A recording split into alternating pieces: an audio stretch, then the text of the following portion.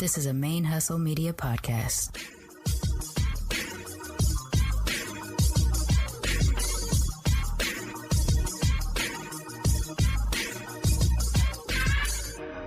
Hello and welcome to the show. My name is Jackie O and you're listening to Militantly Mixed. Yo, this is Rashani from the Single Simulcast. And when I'm not making you laugh or making up parody songs, I'm kicking back, listening to Militantly Mixed.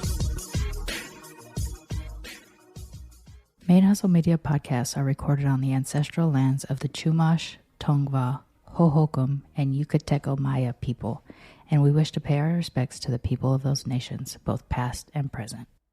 Konnichiwa, what's up, cousins? Welcome to Militantly Mixed, the podcast about race and identity from the mixed race perspective.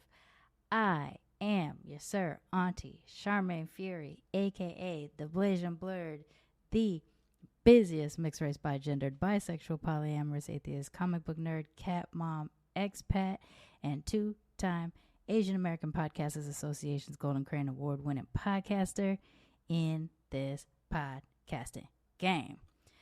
This is the 5th anniversary episode of Militantly Mixed, y'all. Pew, pew, pew, pew, pew. I'm very excited about this. I am also going through a complete, what does this mean for me and my future type of moment right now, which you might have been able to gather from last week's episode.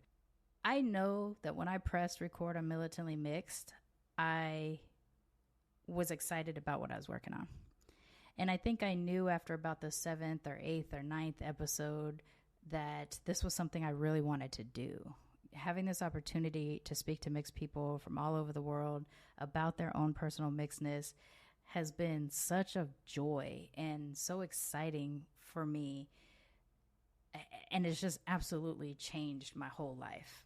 And who I am as a person has changed pretty dramatically ever since pressing record as well. That I know on many occasions I've said, I want to do this forever, or I can always do this. I can't believe I found this thing that I want to always do.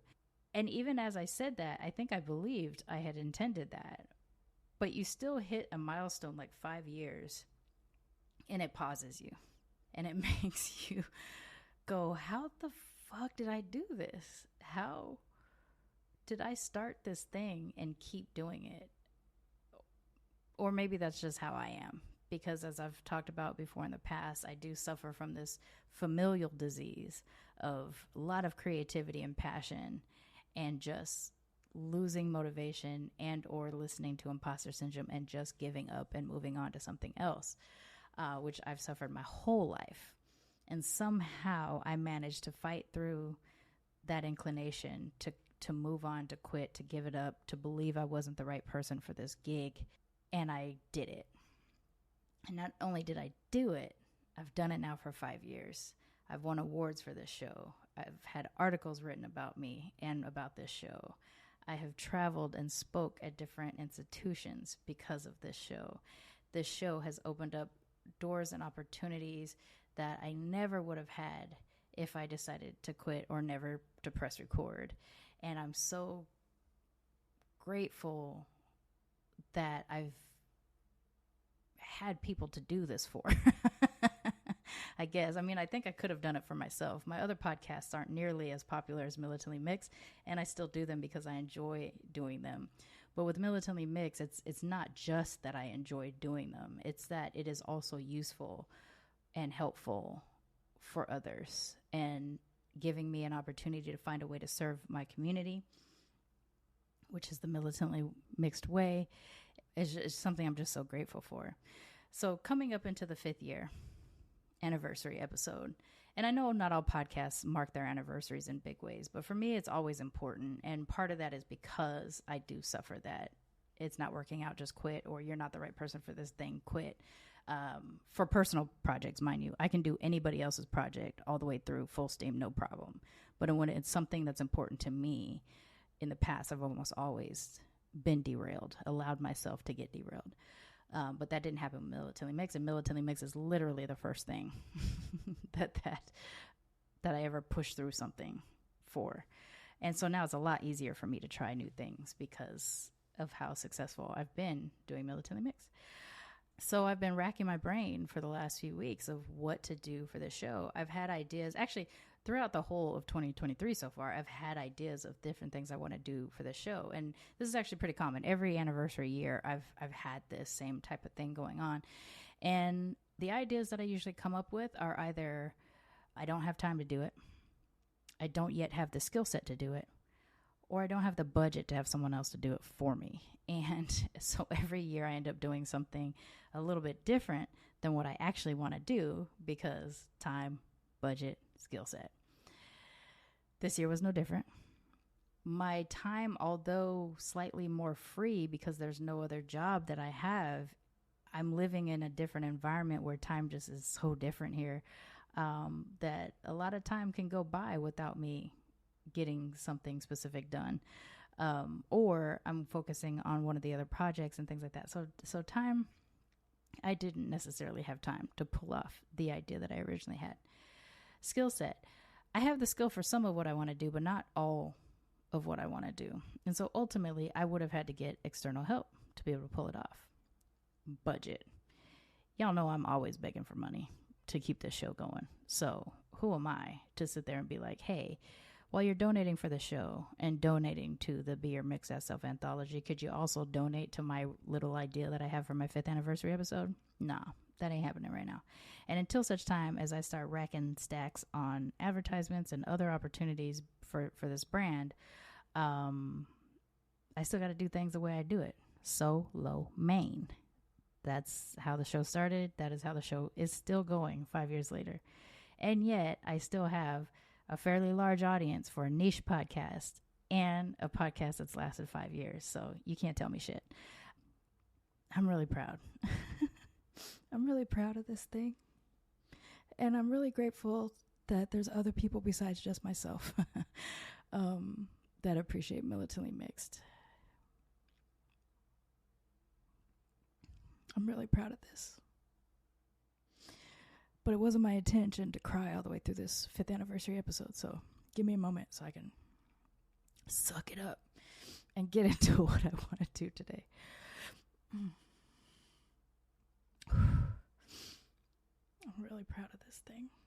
I'm proud that I stuck it out. And there have definitely been times when it's been different, when it's been difficult to keep it going. Financially, emotionally, mentally, lifefully. But I'm so proud of this thing. I'm so proud of Militantly Mixed.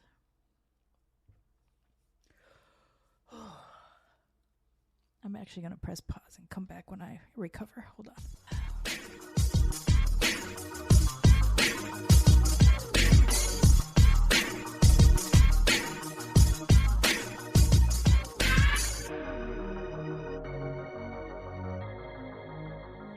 Man, I hate getting emotional. All right. We're going to do the 5th anniversary episode. And I mean, even though those were happy tears, it derailed my game. There's a couple things I want to highlight for y'all, or because it's coming up, or because I want to support it. And then we'll get into today's episode. The first thing is on July 5th, the actual anniversary of Militantly Mixed, I will be hosting an IG Live at 5 p.m. Pacific, which is 8 p.m. Eastern, U.S. time, I guess, still. It's 6 p.m. for me here in Merida. I will be hosting an IG Live. You can come on there and celebrate with me. From time to time, a cousin of the Militantly Mixed podcast will pop in to have a little chat with me for a few minutes. Some of the times I'll be by myself. Some of the times I'll be with cousins. You can ask me questions. We can listen to a little music. We can bop. I don't know, whatever. But I just want to spend some time with the community celebrating Militantly Mixed 5th anniversary together. So if you have time, if you can plug in even for just a few minutes and a little shout out, if you want to donate to the show or as a gift or whatever for Militantly Mixed 5th anniversary, I will have the PayPal thing up there as well. So yeah, we're doing that July 5th, 2023, 5 p.m. Pacific, 8 p.m. Eastern. The next thing that I want to highlight is that a couple weeks ago, I guess it'd be a couple months at this point, I had Maris Litica from the Blended Future Project on the show. It's an awesome episode. Go back and listen to it if you haven't already. Maris and I had a really great conversation both on and offline. And as I mentioned on the show, we've sort of been circling each other for years because we know a lot of the same professionally mixed people. And we have participated in events where we've both been on like the roster for the event, but we had actually never talked before we got a chance to sit down for the show. Since then, we've been talking a little bit more. And at the time, he did mention that he was in the process of putting together a podcast of his own in connection with the business that he has, helping mixed and BIPOC creators get their stuff out as like a creator coach. In addition to that, there is also the Blended Future Project, which is the documentaries, the short form documentaries as it is now, about mixed people, interracial couples, etc. I love the stuff that Maris does. And so even before I got a chance to talk to him, I was already a follower and supporter. And when I found out that he was in the process of working on a podcast, I was like, do it. Just book and press record, right? So his podcast launched, I think about 10 days ago or so. There's 3 episodes up so far. And I've listened to 2 full episodes. I'm partway through the 3rd one. And I love it so far. And the show is called The Mixed Creator. And it is about mixed folks that are doing a thing. Whatever the thing is they're doing, the show is about them as a mixed person, but also about what it is they're doing out in the world. The first episode, for example, had Ken Tanabe on the show, the creator of the Loving Day Project, which is another person who I've professionally mixed circled for years. We know a lot of the same people. We've been participated in the same events, and yet we actually don't know each other. I need to get Ken on the show as well. But the first episode opens up with Ken Tanabe to talk about how he came from creating the Loving Day Project off of a school project that he realized partway through this actually could be a thing that would support the mixed community and continue to push forward with it outside of school. He's also had authors, educators on the show so far, people that work in the digital media space as well. And everybody on the show is a mixed creator. So in line with the business that Maris has in being a creative coach, creator coach for mixed folks, the show, he is talking to other mixed creatives out there and sharing their stories. So I want to let y'all know that this exists so that you can go follow it. So whatever podcatcher you are listening to Militantly Mixed on right now, please go ahead and search for The Mixed Creator with Maris Litica and give him a support, a follow there. Listen to the episodes, drop some rates and reviews, help, blow up the spot so that people know that this podcast is out there existing. Maris is just someone that I believe in. I think he tells stories in a very honorable and thoughtful way.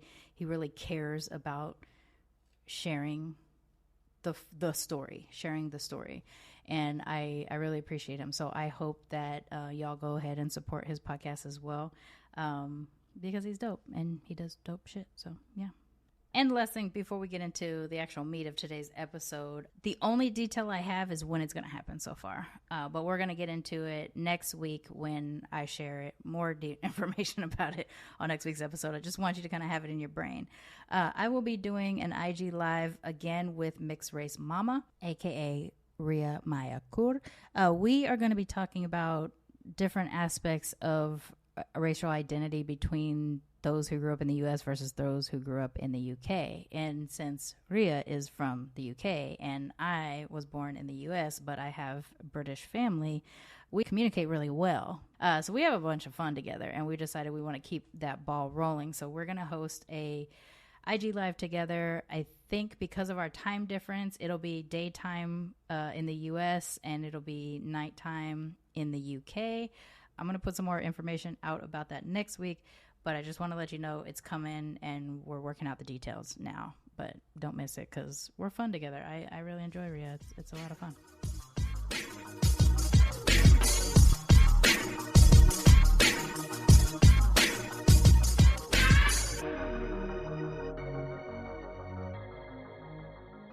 Okay, let's get into today's episode and what I ended up coming up with as a solution to my time, my skill set, and my budget not matching what I want to do.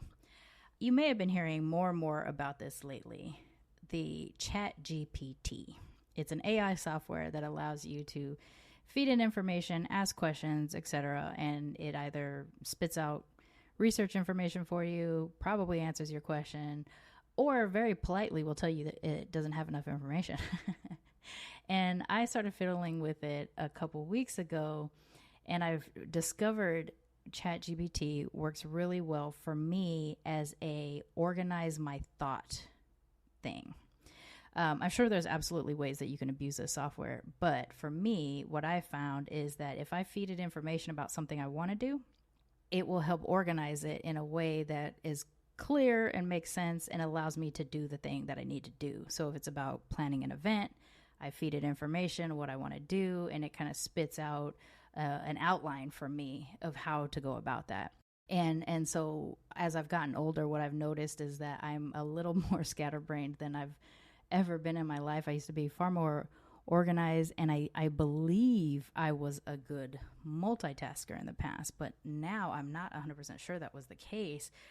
It's just, the grind out in the world tells you to multitask, and now I realize that might be impossible. But anyways, before I get off track, I've been feeding ChatGPT information about something I want to do, and then it helps organize what steps I need to take to get that thing done. And it has been immensely helpful for me for like just the last 2 weeks. And so I thought, if I feed ChatGPT a whole bunch of information about Militantly Mixed, transcripts from the shows, articles about the show, articles about me, websites, things like that or whatever, could it spit out ideas for what to do for the 5th anniversary podcast episode? And it did. It told me that I could do a reflecting on the last 5 years and like chart the journey of growth that the show has been down. It talked about, sharing some behind the scenes stuff, or share some stories or anecdotes about the past, reaching out to listeners to get things, blah, blah, blah, blah. A lot of the stuff that I've actually kind of done in the past. And I was like, all right, it's not too bad. But let's take it up a notch. With all the information that I fed ChatGPT about Militantly Mixed, could it spit out questions that I, Sharmane Fury, host of Militantly Mixed, could ask me, Sharmane Fury, the host of Militantly Mixed? And it did. And it came up with some questions that are eerily in my voice, first of all. So yeah, that's what I'm going to do. I'm going to go ahead and answer these questions. And mind you, I fed it a whole bunch of stuff, and I'm kind of in a singular thread. So it's been gathering information for the last couple of weeks about the show, and that is how it's crafted some of these questions. So I thought, for this episode of Militantly Mixed, celebrating the 5th anniversary, I'm going to interview myself with questions that ChatGPT has come up with based off of what it's learned about me and Militantly Mixed over the last couple of weeks. So here we go. And mind you, I understand the AI software thing is very controversial at the moment. I definitely don't want it to be used in place of hiring actual writers for things. I don't want it to be used to write college essays or what have you. But for me, and the way that I'm finding it useful, I feed it the information I want it to know, and it spits out an outline for me to organize how to go about doing the thing that I want to do. It's been immensely helpful, and I'm excited about it. But this is a different thing. This is like interview me in my own voice, and it's kind of creepy. So let's go. We're going to get into it. I've read some of these questions. I haven't read all of them because after reading the first couple ones, I was like, God damn. So I'm just going to do some of these butt ass naked and read them straight for the first time right here with you right now, and we'll see what happens. This one I did read before, though, and it's pretty good. First question. Sharmane Fury, how has your understanding of your racial identity evolved since the beginning of the podcast? Have there been any significant moments or experiences that shaped this journey? That's a good question, ChatGPT, Sharmane. I think I'm in a unique position for a lot of mixed people in that I have now an archive of recordings for the last 5 years in which I started in one place, and I'm constantly learning something new, evolving and adapting what I've learned into the way I move And then I move that way for a while, and then I hear something else, I learn something else, I evolve, I adapt, and I keep it going. And if I am ever questioning my path, or if I don't know where I started in something, I can literally just go back to the first episodes and hear. And I am a different person than I was back when I started this show.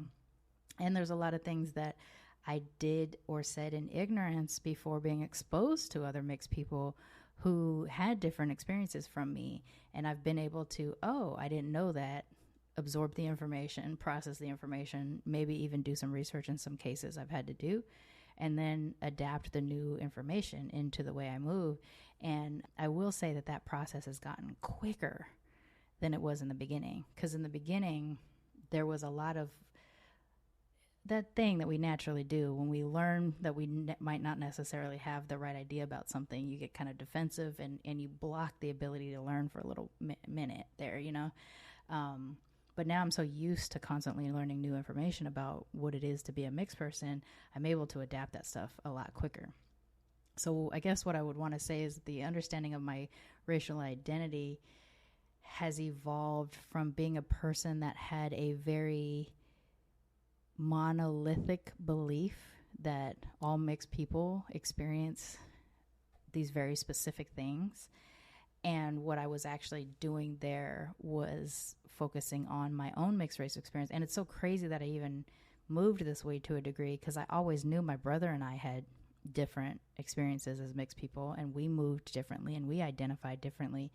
And yet I was around enough people that were similar to me growing up that I just kind of believed monolithically, whether I knew that that's what I was doing, that mixed people moved a certain way. A lot of it was surrounded around having a black father and a non-black mother. And some of the stereotypes that go along with that are definitely parts of my life, but not necessarily parts of all mixed people who have a black father and a non-black mother. Definitely some Asian stereotypes that have existed in my life that are true for me, but aren't necessarily true for other mixed Asians that I've met as well. And so where I'm at now, I would say is I'm as fluid as you can be and still be a solid. Like, I'm ready for the new information to hit me. I'm ready to have a militantly mixed cousin come on the show, share something about their mixed identity with me.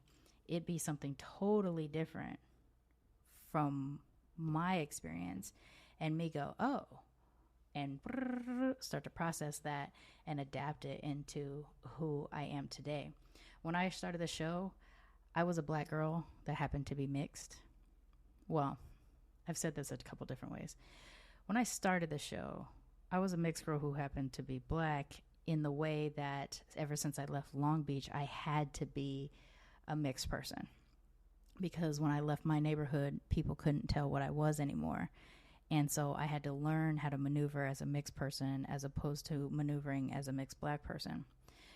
As I started to do the show and sort of reclaim my identity back for me and allow me to be the person that tells you what I am, the black person that happens to be mixed has come back. And that feels more comfortable. It's the coat that fits my body. I do have a hierarchically black identity, but I am a mixed person. And not only that, I exist in all the cultures for the most part. I have access to all the cultures that I come from, and so I'm able to participate in them.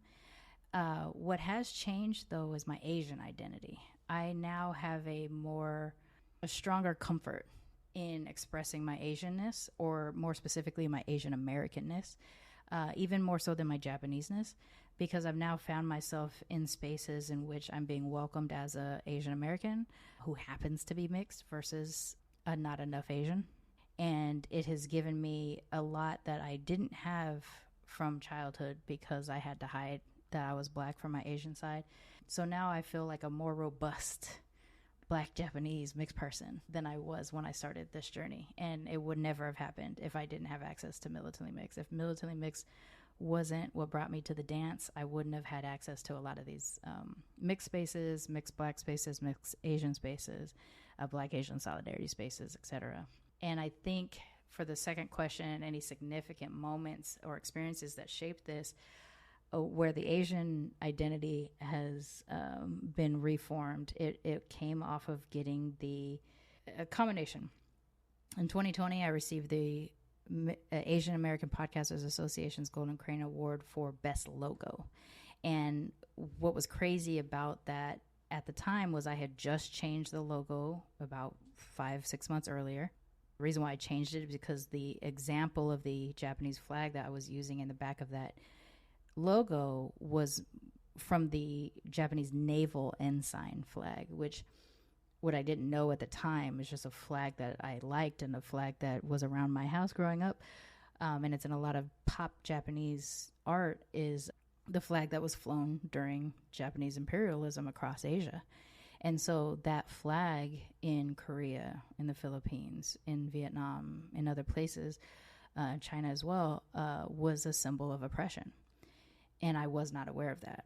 As a mixed Japanese, as an American kid, I was not aware of it. And it wouldn't have been something I would have researched in advance because we had it at home. And I just didn't know. And a listener brought it to my attention and said, given what I hear in your show, the two things don't match. I don't believe you intend harm in having this in your logo. And maybe you're just possibly uninformed about what that symbol means to other Asians. And first of all, they came at me in just the right way for me to hear. They didn't accuse me of being prejudiced against other Asians or anything like that. They just straight up saying, your voice doesn't match the image. And so I'm asking out of curiosity, are you aware of the history? And from that moment, becoming aware of the history, I knew immediately I had to change the logo. It was both a hard and a easy decision to make. Hard because I viewed the logo as a graphic self-portrait, a representative of my racial identity. And so if I had to have an assignment in school, like create a logo based off of who you are as a person, that original logo was it. And so the difficulty about it was changing a thing that felt very personal to me. The easy part about it was you've just become aware that this flag is equivalent to the Confederate flag in the United States or equivalent to the Nazi flag for Jewish people. Can you still move knowing that? And the absolute answer is no, I could not. So I had to make that change. Within a week or so, I managed to get the designers to work on the new logo based off the idea that I had to replace it. They fixed it, and I started to change the logo as it appears in other places. Now, I know that for the most part, I knew where it was and I updated it, but every now and then it'll pop up, it'll surface with the old logo, and it'll surprise me because that means I didn't get it to everywhere. And sometimes it pops up in like a 50 best Asian American podcast list or something like that, and they'll pull somehow the old logo instead of the new logo. So there's still times it'll come up. I'll find it and I'll replace it. It's not from negligence. It's just like sometimes when you put something out on the internet, it has a mind of its own. I'm also aware that somebody else has used my logo as their identity on Instagram and stuff like that. And there is copyright and stuff like that I can pursue, but hopefully the person just learns to take it down. I've messaged them a couple times, but every now and then I see it pop up again. So yes, I have shifted so much because I made this change to this logo. 5 months later, I get acknowledged by an Asian American association about how attractive my logo was. And then I told the story as part of my acceptance speech, and they didn't even know. They had no idea about the history of it. They just liked it as a representative Asian logo, podcast logo. But it meant it was so much more meaningful after because of that. Then the following year, I received an Asian American Podcasters Award for Best Asian Stories, Culture, and Experiences. And I share that award alongside another podcast called Immigrantly. So that year in that category, 2 podcasts were selected as the best representative of cultural and experiential stories of Asians. And to make that even like more goofy for me, I hear Best Asian when I saw that award, and I hear them telling me I'm a good Asian. And that was so significant. And I know what's happening. What I submitted was an episode with myself and Ryan Alexander Holmes, talking about, it's not that I don't look Asian, it's just that you haven't seen an Asian that looks like me before, and about specifically Black Asian identity.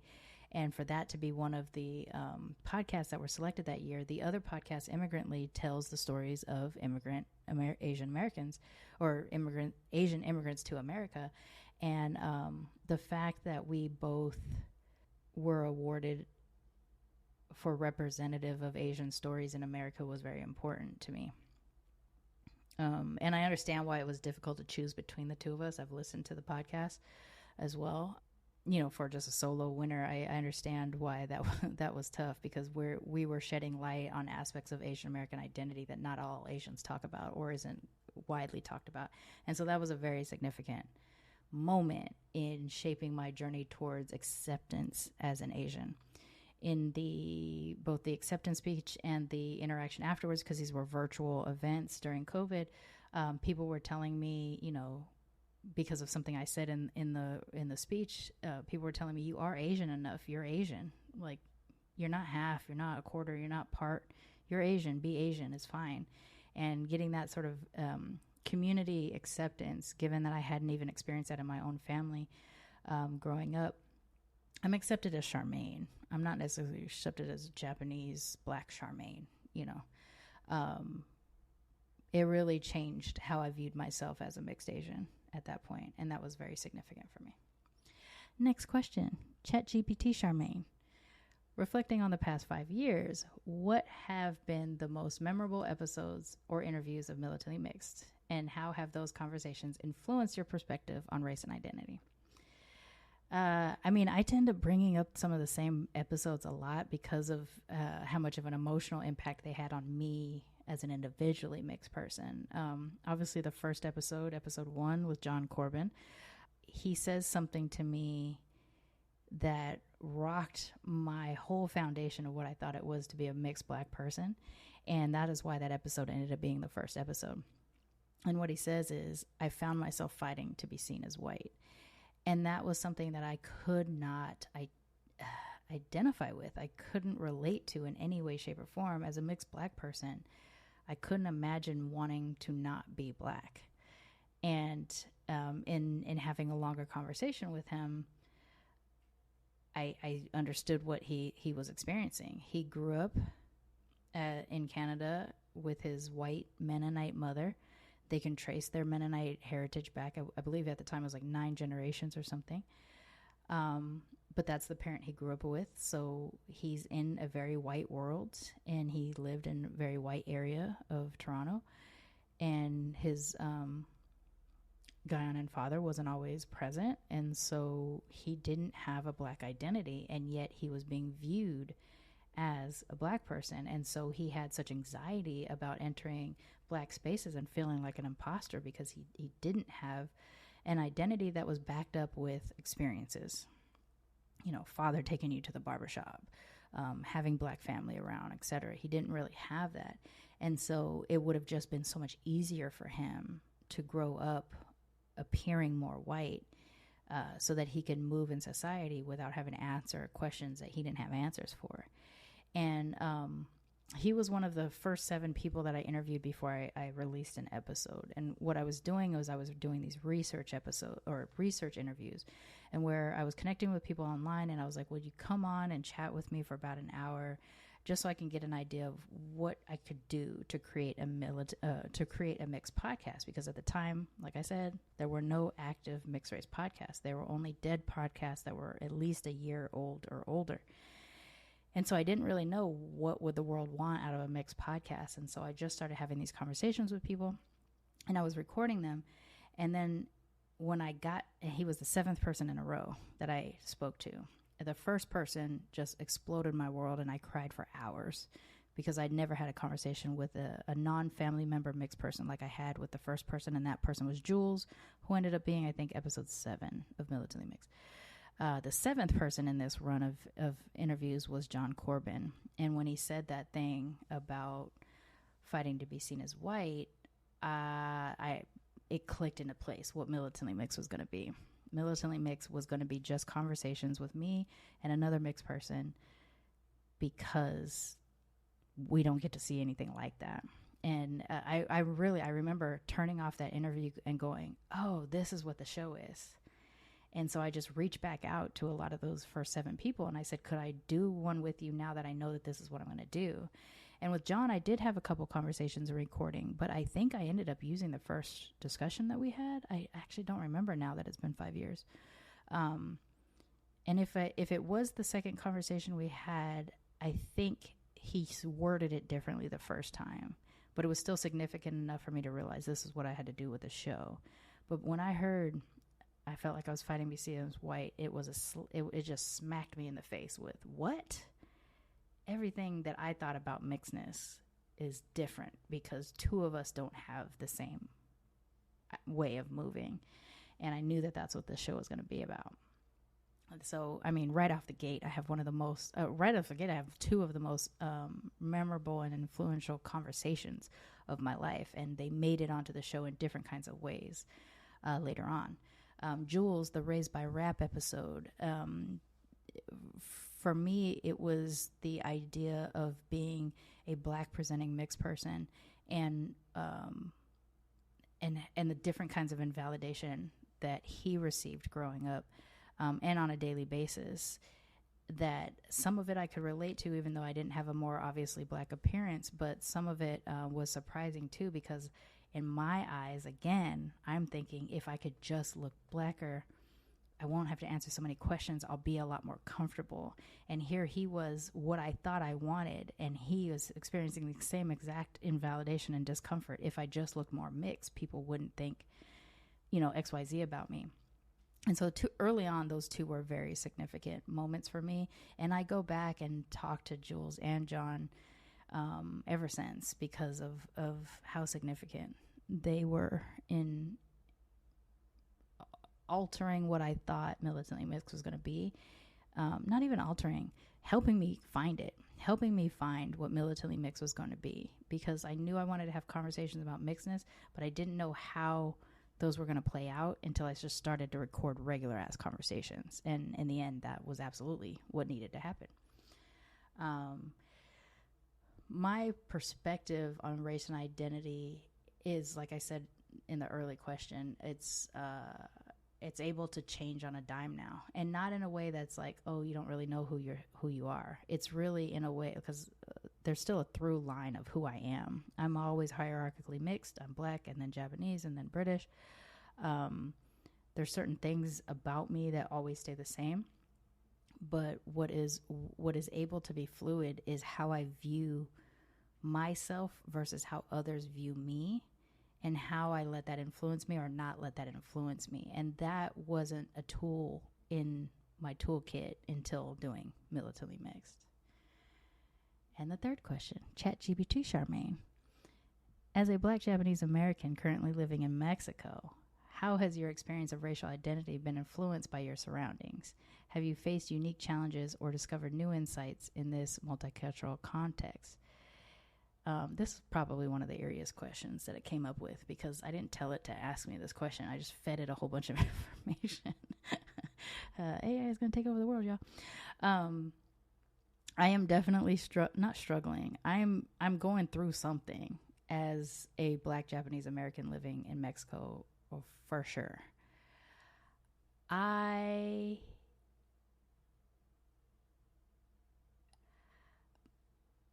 I've been introducing myself, and I talked about it in last week's episode. I've been introducing myself in a way that says I'm Black and Japanese, because I'm hoping that explains why I don't speak Spanish, given what I look like, given that I'm so often confused with being Latine.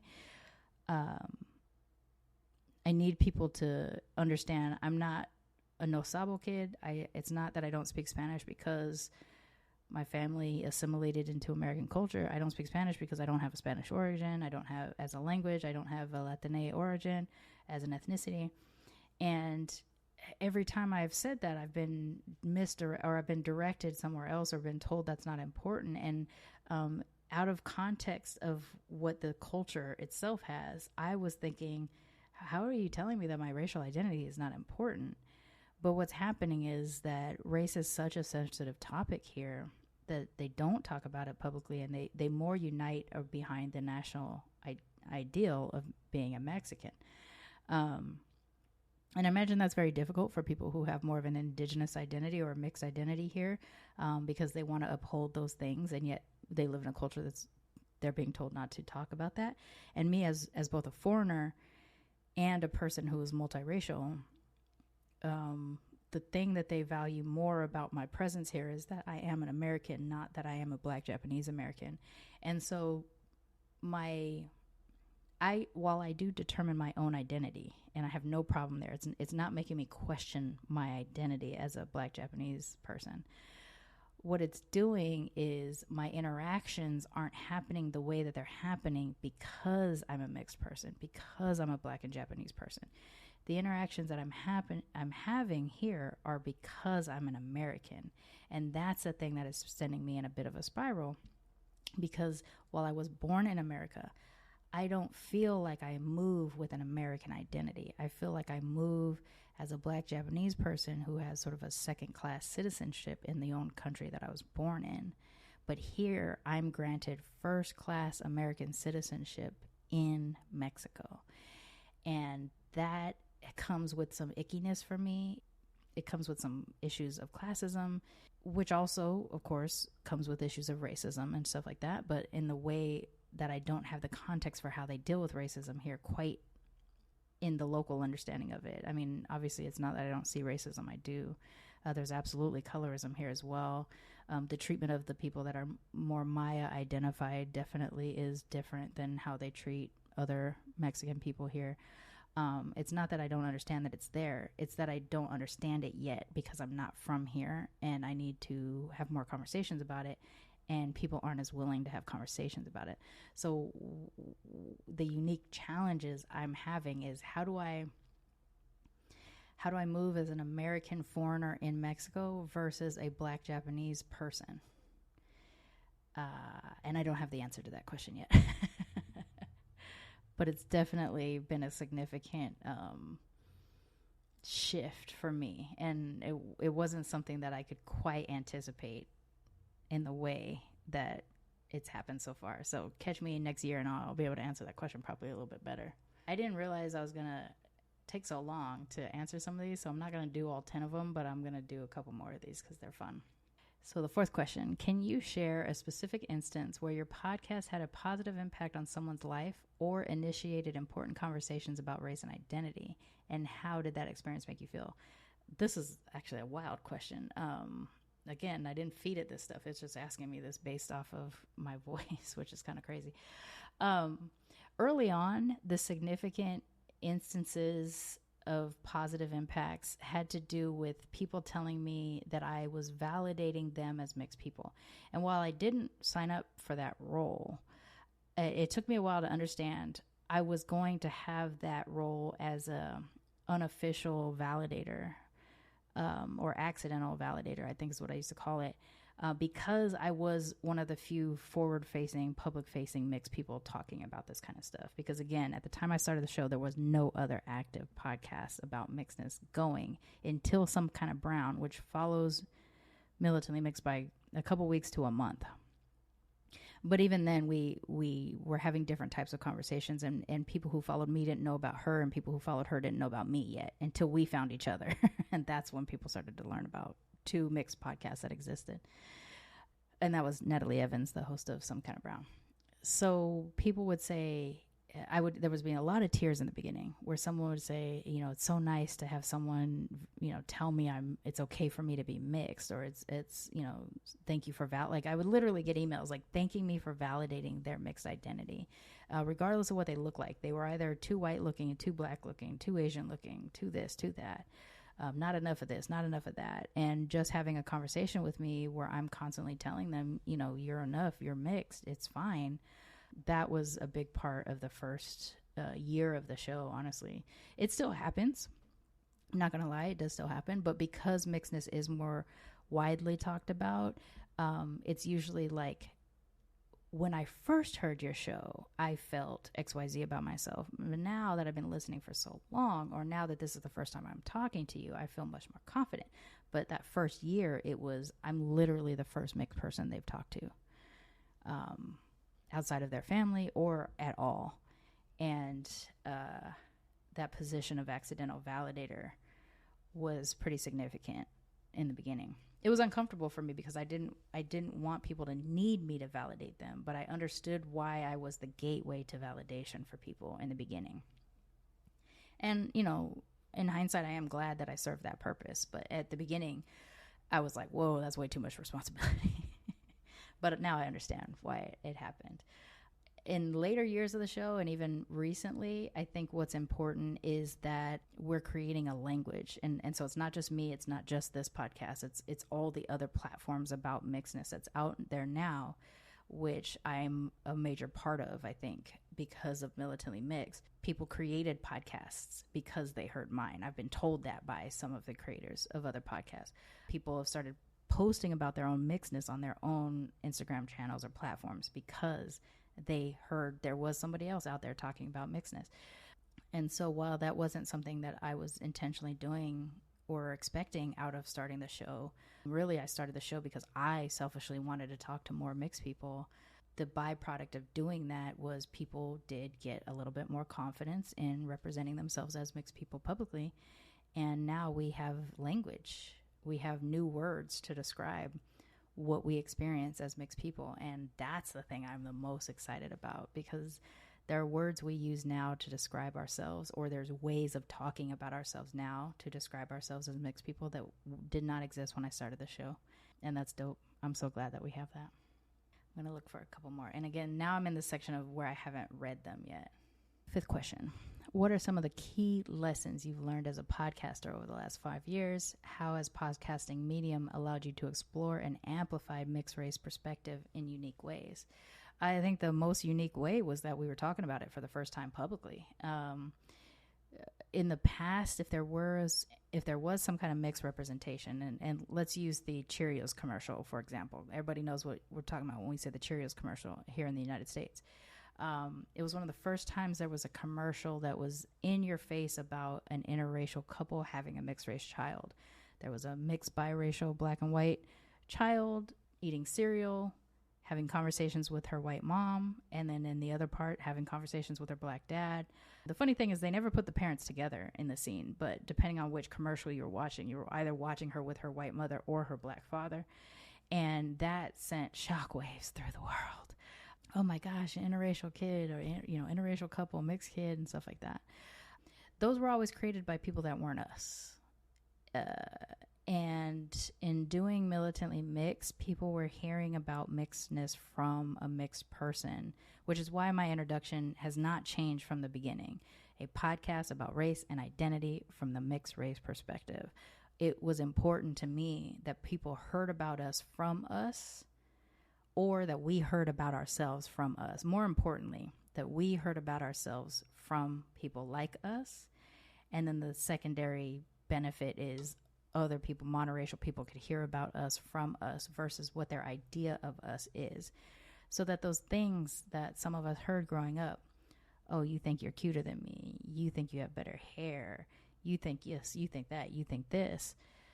Those were things that were put on us. Those were most likely never how we thought about ourselves. And if anything, we felt so invalidated of anything as a mixed person that we were not trying to, you know, stun on hoes for being mixed. That wasn't, that's never been the case of any mixed person that I knew. According to Facebook groups, there's definitely people like that in the world, but, you know, that wasn't me. That wasn't my game. And so being able to use the podcast medium, which was such an easy gateway, it was free-ish to participate in, or at least low cost. All you had to do was be able to record something and put it up. I just happened to know how to edit because I was a filmmaker before this. So even though my sound quality wasn't great in the beginning, it got better over time, of course. Having these conversations was free, easy access to the listener, and mostly free for me in the beginning. And it was just a new thing which will allow a whole world of mixedness and discussions about being mixed to flourish.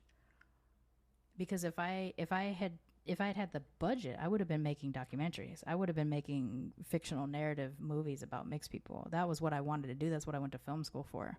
I was literally going to do that. But I didn't have the opportunities and I didn't have the monies to pull those off. Podcasting, I had enough money to podcast.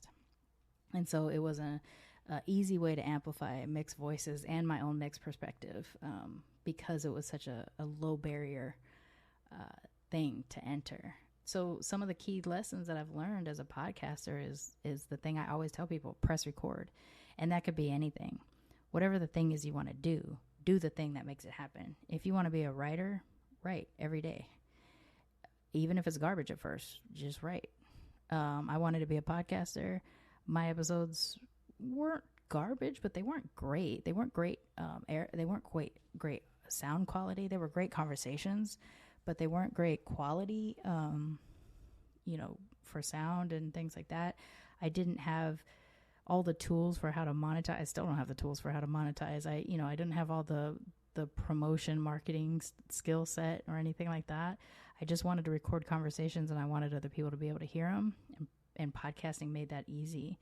If you want to write, you're not going to become a better writer by not writing. So write. If you want to be a filmmaker, but you don't have a budget, you have an iPhone or a Samsung Galaxy, start pressing record, and you'll only get better because you're actually doing the thing.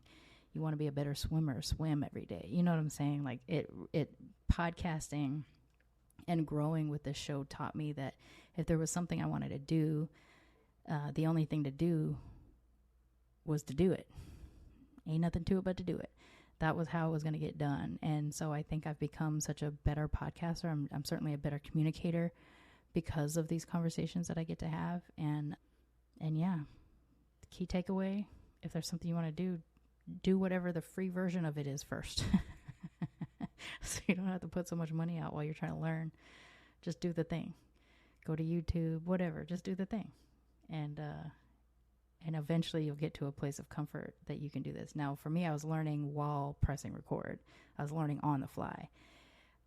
It just so happened, the benefit for me was that I happened to know how to edit before I got in. So, that was that. In what ways has podcasting provided a platform for your own personal growth and self-expression? Have there been any unexpected benefits and challenges along the way? The unexpected benefit is that I'm mixed main. I mean, I was always mixed main. My whole life I was mixed main, but now people know me as mixed main, and I can enter a space. I can enter a mixed space without knowing the organizers, and people get excited that I'm participating. That's happened to me on a couple of virtual event things, classes or workshops. And then someone will go, "Oh my God, Sharmane's in the room." What? That's weird. That's weird to be known for being. Okay, so growing up, I was the mixed kid because people knew I had a Japanese mom. Like, "Oh, you mean Sharmane, the mixed girl?" Yeah, that's how people thought of me. Now I'm still Sharmane, the mixed person, but I'm Sharmane, the mixed podcaster. And that's weird, but it's awesome too at the same time. It's kind of fun. Personal growth. I mean, literally, the way I view identity is different now. I mean, I've always felt like it was something you determined for yourself. At the same time, not always allowing myself to be the determiner. Sometimes I would just let other people tell me what I was to make things easy, make it more comfortable for them. Now you can't, like I said, you can't tell me shit now. I mean, I wish someone would try to tell me to just be one or just choose one. That's never going to happen. I can't. I'm too balanced. I'm too much all the things. So I'm going to keep being all the things, and I'm going to keep telling people to be all the things or be the things that you're more comfortable with. If you're a mixed person who identifies with one group over the others, and that's just where you want to sit, that is you being your mixed ass self. For me, I want it to be clear that my identity, though hierarchical, is still a mixed identity, and that however I choose to occupy my day as a mixed person, whether I'm in Black spaces, Asian spaces, British spaces, or a combination of all of those things, all of that is correct and okay. So my my personal growth is that I no longer allow for a second somebody to tell me what I get to be. And I'm going to keep talking about mixedness. I'm going to keep being my mixed ass self. And I'm going to keep encouraging people to be their mixed ass self, no matter what that means. And I didn't know I was going to come up with such a good ass slogan when I started the show. But screaming, be your mixed ass self to Gretchen on episode, I think 13 or 11 or whatever it was. That was the inside coming out. That was me on the inside screaming what I needed to hear my whole life. And I just happened to scream it at someone I went to high school with. And then I guess the last one will be looking forward. What are your aspirations and goals for the future of Militantly Mixed, and how do you envision the podcast evolving and continuing to make an impact? You know what? Fuck you, ChatGPT, because you're right up in my brain right now, and that makes me uncomfortable. As I've been talking about, especially a combination of hitting 5 years of doing Militantly Mixed, and really not changing the show too much throughout the years, if I'm honest. I have the same basic thing. I have a conversation with a mixed person about them being a mixed person. What's evolved during that time has been the way I ask the questions, or how improvisational I am, or how comfortable I am in with people talking about this thing. I've improved a lot of skills in conversation, I would say, over the years, but I haven't really changed the show too much. Living here in Mexico, though, and being in an environment where I'm not a mixed person first to the people around me. Again, that's not affecting my personal view of myself, but it is affecting how I move in spaces, because I'm actively having to adapt from telling people I'm Black and Japanese all the time to explain questions, to trying to figure out how to be an American here. I think the show will have to evolve, because I won't be interacting on a daily basis with folks where my mixedness is at the forefront. In fact, since I've been here, the only longer conversations that I've had as a mixed person has been with mixed people or Black people. I had visitors about a month ago that were customers from my comic book shop in Houston, and they were an interracial Blasian family, Black mother, Chinese father. The children were Blasian. We talked about race because it was a big part of how we even met. The fact that I was a Blasian store owner and they were a Blasian family was a big part of how we met. So we talked about it. When I went to Juneteenth and I was at and I was at the Black Merida event, I was talking to Black people there about me being mixed with a main identity of Black, and they were picking up on it anyway. But, someone had said to me, it must be hard for you to have to always explain how Black you are. So that was one of the conversations that I've had here in Mexico, was with a monoracial identified Black person. And then last week I got to see a guest of Militantly Mixed in person as well, Shavara Oren from the I Was Born a Disruptor episode from last year. She happened to be here on vacation. Found out I was living here at the time. We decided to meet up for a day, and we hung out. We had breakfast and walked around Merida together and talked. And of course, as two mixed people, we talked about mixedness all day long. So the only way in which I've been able to exist as a fully formed mixed person here in Mexico has been with people within my community. But people within the Mexican community or the local Merida community specifically, I haven't been able to have those kind of conversations. So I do think that at some point that'll have an impact on me as a person. And I don't know how that it'll impact the show, but I just believe it will. I mean, so many things in my life has impacted the show. The fact that I started to acknowledge my mental health publicly more often has impacted the show, in that now I do mental health hiatuses and I openly talk about mental health on the show, which is something I wouldn't have done 5 years ago. So naturally, living in another country and not existing with the day-to-day, like I'm literally not having to be afraid or hyper vigilant about being asked where you are, what are you, or where are you from, no, where are you really from. I've been here for I think I'm coming really close to 100 days here in Mexico. That's 100 days I've never been asked, what are you? I've never gone that long in my life not being asked that question. So it's changing me. I don't know what and how its full impact is going to be yet, but it's definitely changing me. And I think the way in which I will exist as a mixed person will naturally shift over time because of the time period that I live in a country where race isn't the main topic of conversation.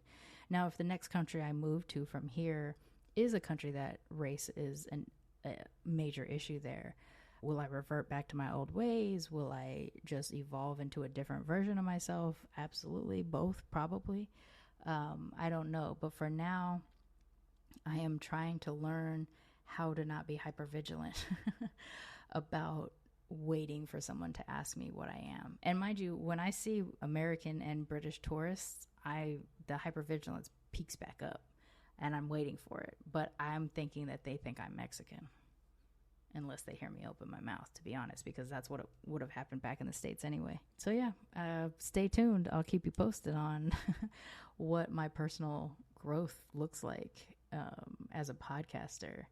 But I do just want to close out by saying that this last 5 years of Militantly Mixed has not only been a fulfilling one, but it has been both an easy and a difficult one. It has been fulfilling and life-altering. It has changed my path so many times, and I think it will continue to do so as I grow and evolve, and maybe I do actually grow and evolve into a different medium or whatever, and as I take Militantly Mixed with me in those changes, I hope that you'll continue to ride with me. I hope that you continue to enjoy these conversations that I'm having with folks, or if you want to have one of those conversations with me, that you'll jump on the Militantly Mixed website and click on the button so that we can have a chance to chat. I just can't even put it all the way into words what it is to understand where I was at the time I pressed record. I was in probably one of the lowest points in my whole life. It was such a difficult time that I was going through. You've heard me refer to the big bad thing that happened to me. There was a big bad thing that happened to me that I can't talk about legally. Fucking NDAs. And I basically slept on my couch for 18 months in the dark watching 30 Rock on repeat. I was so massively depressed. I couldn't find the next thing. I couldn't find my path. I was struggling to find a job. I was blacklisted in a particular industry that I was in, and I didn't know who I was going to be. And I really just started to work on Militantly Mixed to give me a project. And it wasn't even probably something I thought I would still do after a while. I just needed something to get me off the couch every day. And little bit by little bit, I started to come back alive in having these conversations with mixed folks. And I gave myself a huge lead time. I was actively working on it for about 6 months before I actually released, I didn't even have a release date until like 3 months in. And then a person told me in a podcast class that I took, if you don't set a date, you won't do it. And I'll be honest, when I first started, I'm not sure, even though I was publicly telling people I was working on it, I'm not sure I was going to release it until a person told me, set a date. That has now translated for me, for other people, into press record. And it did so much for my life. It dug me out of that particular bout of major depression. It's given me room to allow, when depression comes back, to exist in it and deal with it. It's allowed me to have conversations with people from all over the world that I would never have had opportunity to speak to if it wasn't for the show. There are friends in my life, real life friends, that are so important to me now that I would never have had if I didn't press record. Asian Soph, Rohan Jolie, Teresa Stovall, Naturally Mona Lisa, Sonia Smith Kang, Sarah Lotus.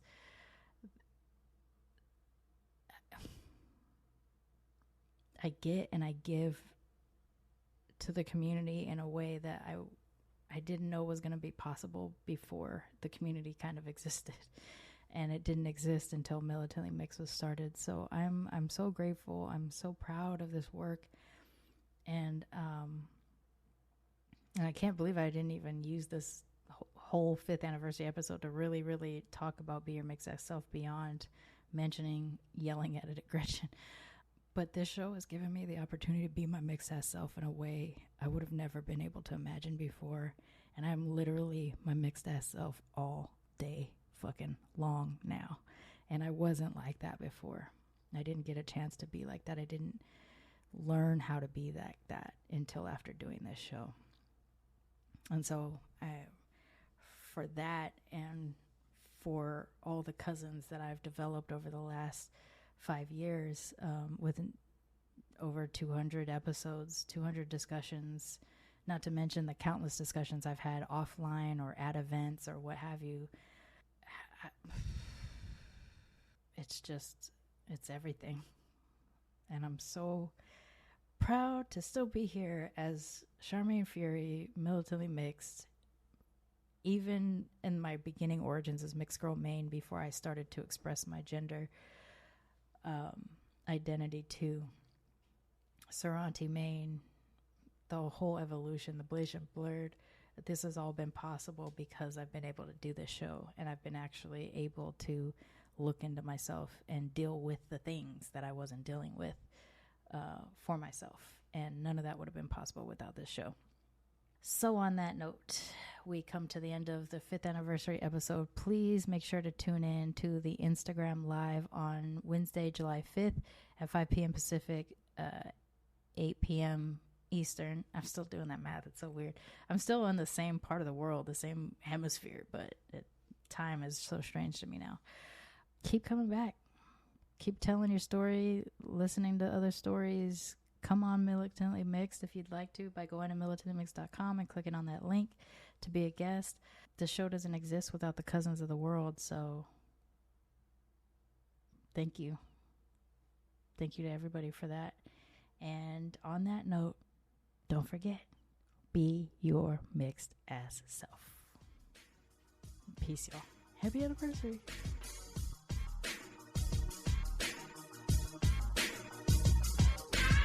Militantly Mixed is a Main Hustle Media podcast, produced and hosted by me, Sharmane Fury.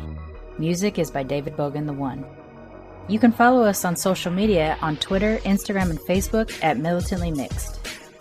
If you'd like to become a sponsor of Militantly Mixed, please go to patreon.com/militantlymixed for monthly sponsorship, or paypal.me/militantlymixed for a one-time only donation.